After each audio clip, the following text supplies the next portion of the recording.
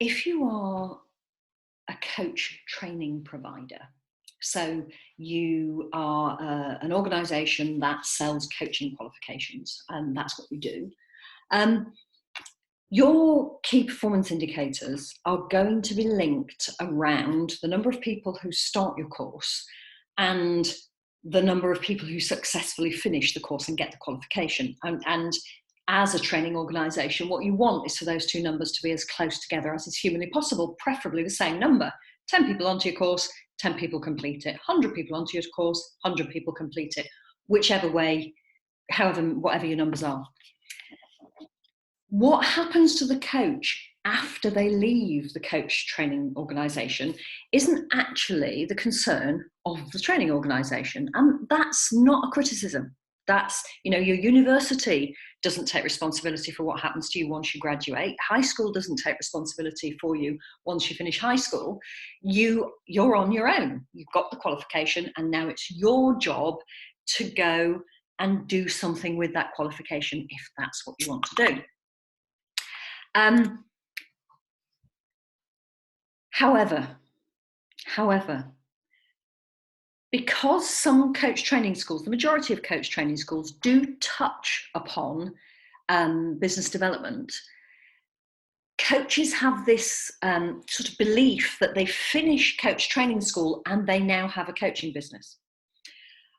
And that's just not true. You finish coach training school and now you have a qualification.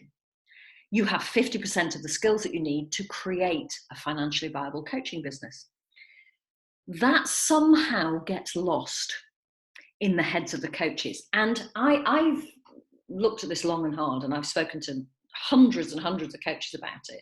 And the reason why it gets lost is because when you train to be a doctor or a nurse or a teacher, there is an assumption that the patient or the pupil is sitting in front of you for you to doctor, nurse, or teach.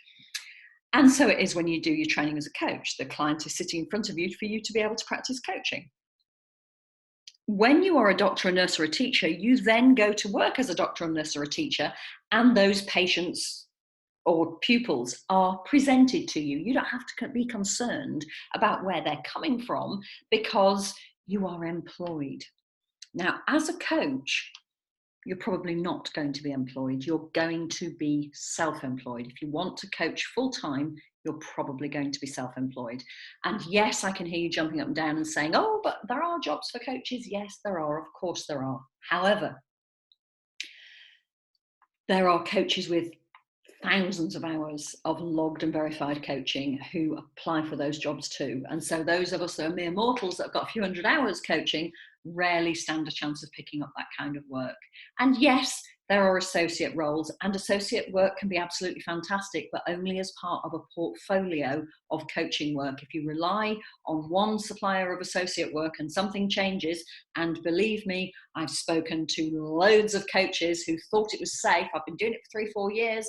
Now something's changed. All of a sudden my work's dried up. So I'm talking self-employment, not having somebody else feed you, having somebody else provide the coaching clients for you. So doctors, nurses, teachers, they become employed, and they're people that they're going to do their skill to, at, however you, with, whatever the correct word is. They don't have to think about where they're coming from. As coaches, we absolutely do have to think about where it's coming from. And because coach training organizations do touch upon business development, that kind of cements this idea that when you finish, you've got a coaching qualification. One of our mentees said to me that when she finished her training, as she left, one of her favorite tutors said to her, gosh, I hope you're one of the ones that make it. And at the time she thought, I wonder what she means. I wonder why she said that. And she said, now I know. Now I know why she said it, because it's really, really hard to find clients if you don't know what you're doing. And so the reason for this live video really is to say, the struggle's real, and it's not just you. And the reason that you're not sure about how to find enough paying clients to sustain you financially so that your business is both emotionally and financially sustainable, it isn't your fault, business development skills are not something that we're taught. We're not taught it in school, we're not taught them in university, and we're not taught them in any meaningful way at coach training school. Yes, delivering strategy sessions you will pick up the odd client, you absolutely will, but you will not pick up enough clients to develop a financially sustainable coaching business. And the emotional side of it will get in the way, because in the end, you're pestering people to let you deliver strategy sessions to them. And that's not why we got into this, is it? So the purpose of this little video was just to say, you're not on your own and it's not your fault.